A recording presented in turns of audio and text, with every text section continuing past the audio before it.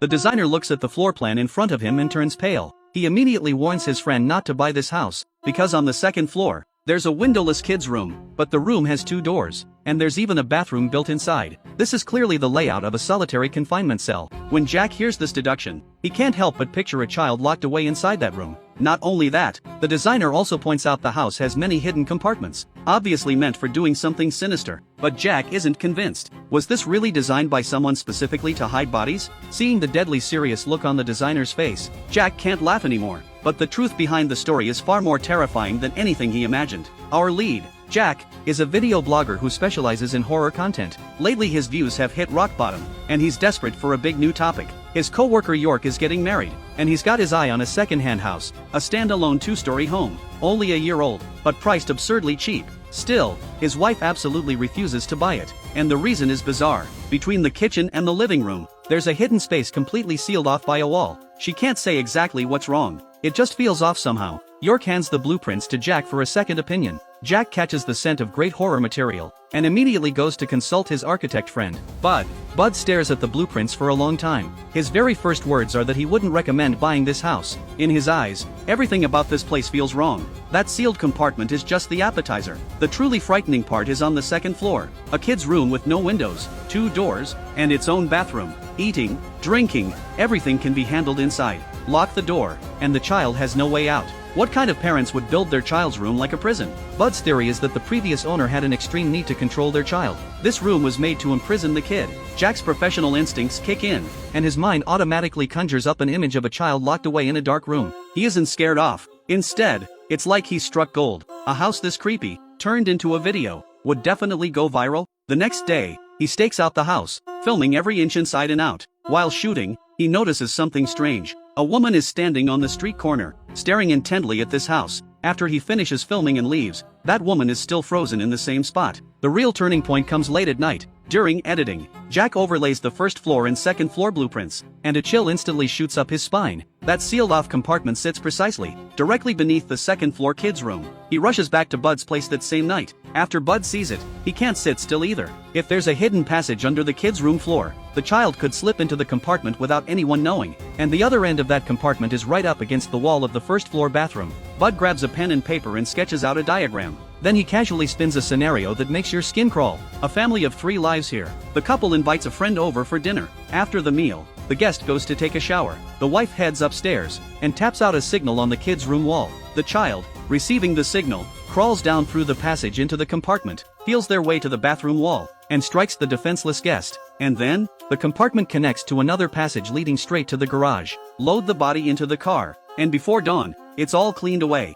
Jack goes cold from head to toe. In other words, this is a house designed for murder from the blueprint stage. He still tries to comfort himself, telling himself he's overthinking it, but reality slaps him first. York calls to say he's not buying the house anymore. Jack opens the news, and freezes on the spot. Right near that house, police have found dismembered body parts. And even stranger, the victim was missing just one thing: their left hand. Bud's deduction hit reality dead on. Jack trembles with excitement. He wants to pull Bud in to dig deeper, but Bud waves him off and refuses. As he leaves, he drops one meaningful line: every home has its own secrets. Jack edits the material into a video and posts it online. Overnight, it goes viral. Soon, a private message finds its way to him. The woman's name is Yuki. She claims she has more clues about this house. When they meet, she tells a bizarre story. 3 years ago, her husband said he was going to visit a friend's home, and then vanished off the face of the earth. A few months later, police found a body in the wilderness. DNA confirmed it was her husband. The body was also missing a left hand. The case went nowhere. She refused to give up, and searched the surrounding area herself.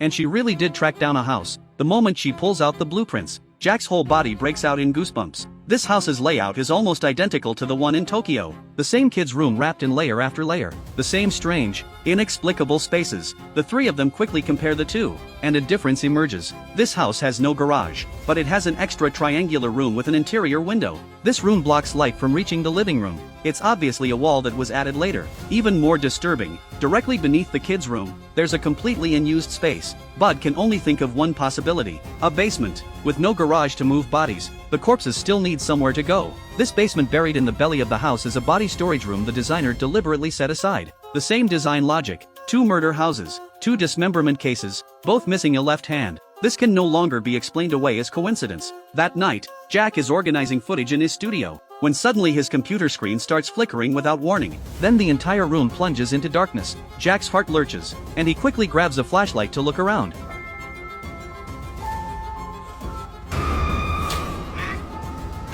Just then, a crazed stranger, a woman, suddenly lunges out of the dark. She viciously bites his neck, and knocks him out with a heavy blow. When Jack opens his eyes again, Bud is looking at him with a worried face. Bud tells Jack that he ran into Jack's co-worker in the hallway, who kept muttering for Jack to stop, to quit investigating. Bud senses danger closing in, and once again urges Jack to back off. But Jack is already drunk on views and morbid curiosity, and insists on continuing. The next day, to test the theory, Jack and Lisa sneak into the second, uninhabited house for an on-site investigation.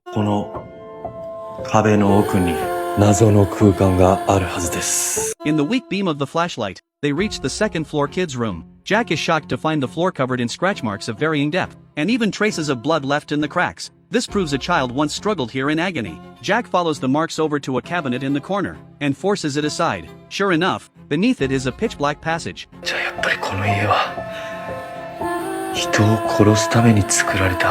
Just as Jack is about to look deeper, Bud's call suddenly comes through, and in a terrified voice, he says the victim was actually never married. The woman calling herself Lisa is lying, and her reasons for getting close to Jack are anything but innocent. He has to leave immediately. A chill runs down Jack's spine. He jumps up, only to find Lisa has vanished at some point. But the next second, the girl silently reappears behind him, head tilted, staring at him with a creepy look in her eyes. Jack is scared out of his wits. He screams and rushes out of the house, loudly begging a neighbor lady nearby for help. Seeing this, the girl offers no explanation. She turns and quickly leaves the scene. That night, Lisa comes to Jack's door to apologize, and confesses the whole truth. She admits she isn't the victim's wife, but the younger sister of Anna, the house's former lady of the house. In tears, Lisa recounts the secret she's carried for years. When she was in high school, her father died in an accident. Her mother later found a stepfather with an extreme need for control. For years, he surveilled and psychologically abused the sisters. Her older sister, Anna, couldn't endure this suffocating life,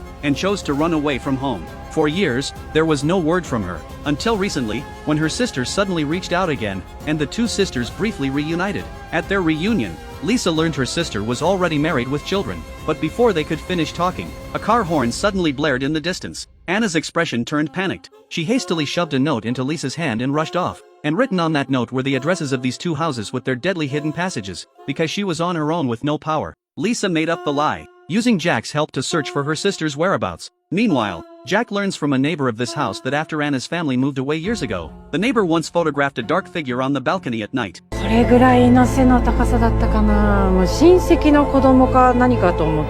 The photo shows the dark figure's face is identical to the crazed woman who attacked Jack. Based on the clues and photos, Bud pieces together a timeline. 4 years ago, Anna's family lived in Kigo County. Because she was pregnant with a second child, they added that triangular room to the living room. 2.5 years ago, the family moved to the house in Tokyo. In the photo, besides the adult woman, there's another child. This means Anna had 2 children, and the recent severed hand murders must be connected to Anna's family.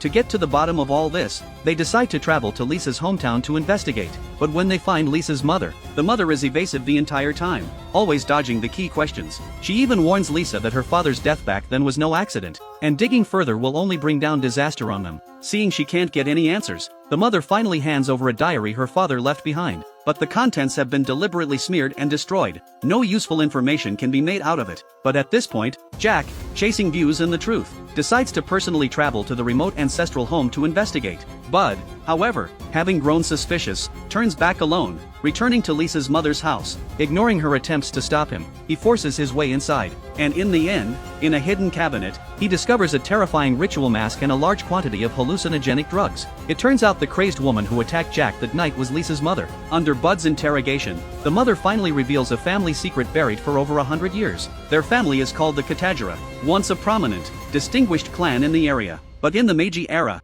the head of the household at the time fell in love with a maid in the house, and got her pregnant. When his lawful wife found out, she was consumed with rage, and tormented the maid endlessly, causing her to miscarry. Before she died, the maid laid down a vicious curse. Every male descendant born into the family would be born missing a left hand. Soon after, the curse came true. The family's descendants died off one after another under bizarre circumstances. The panicked family called in a medium to seek a way to break it. The medium then proposed a bloody ritual called the left hand offering. The family must select a boy of legitimate bloodline, and from birth, imprison him in a place that never sees sunlight. When the boy turns 10, he must kill a stranger with his own hands, and cut off their left hand, to offer to the maid's vengeful spirit. This killing ritual must be carried out for 3 years straight, to bless the family with a healthy male child. To carry on the family line, the clan passed down this inhuman custom generation after generation. Learning the truth, unease slowly rises in Bud's heart. Meanwhile, Jack and Lisa, at the ancestral home, come face to face with the long-missing sister, Anna. But Anna now looks as if she's been brainwashed,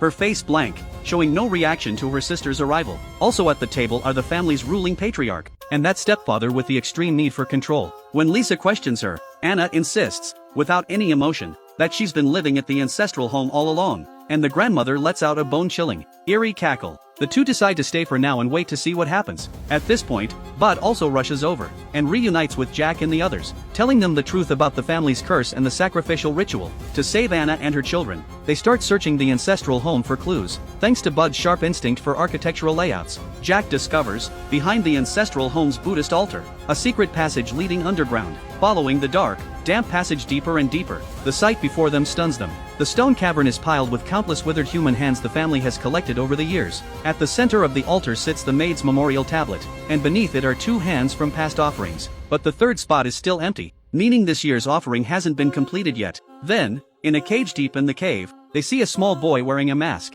They guess he's this generation's designated sacrifice, named Momo. Just as Jack tries to document all of this with his camera, the stepfather ambushes him from behind, knocking him out with a wooden club. When they wake again, they find themselves locked in the dungeon alongside Anna and her husband. Facing this dead end, Anna and her husband finally reveal the real reason they built the murder houses. It turns out they were truly in love. Her kind-hearted husband couldn't bear to let his wife carry the curse alone, and resolutely joined this family. The family handed over that imprisoned adopted son, Momo, for them to raise, forcing them to complete the offering. But the couple couldn't bring themselves to make an innocent child into a killing tool, so they took a huge risk and fled the ancestral home with Momo, building those houses with hidden rooms in the city. But the purpose wasn't to kill, it was to hide the child, to escape the family's pursuit. The earlier severed left-hand murder happened because one of their neighbors suddenly died of a heart attack. With no other choice, the couple took the dead man's left hand to satisfy the family. But despite everything the couple tried, the family eventually saw through their lies, dragged the family back to the ancestral home,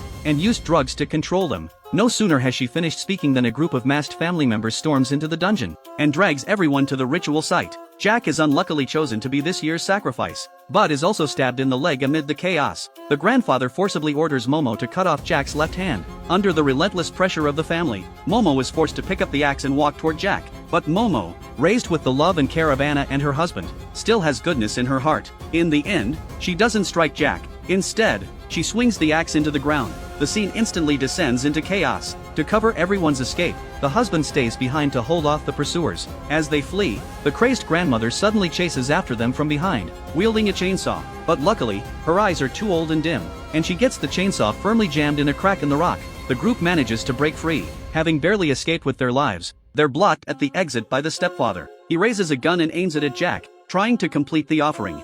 あんたらそんな馬鹿げたこと本気で信じてんのかよ。俺は奴らと違って欲しいのは金だ。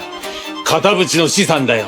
At this critical moment, the gravely wounded grandfather suddenly appears, kills the stepfather with a single axe blow, and cuts off his left hand on the spot. It turns out the old patriarch had long seen through the stepfather's ambition to seize the family fortune for himself. In his eyes, completing the offering and continuing the family line mattered more than anyone's life. Taking advantage of the family's infighting, Jack and the others finally escape the ancestral home. They look back, and a raging fire is swallowing the entire sinister building, destroying a century of sin along with its inhuman curse. After it's all over, Jack, exhausted in body and mind, gives up the idea of turning this experience into a viral video. He chooses to bury the secret in his heart forever. Afterward, in the ruins of the ancestral home, police discover a large number of charred bodies. Anna also voluntarily confesses to the police how she removed the left hand from Mr. Hirano's body. But it seems things aren't completely over. At the end of the film, Lisa accidentally overhears a chilling exchange between her mother and sister. もうすぐよね。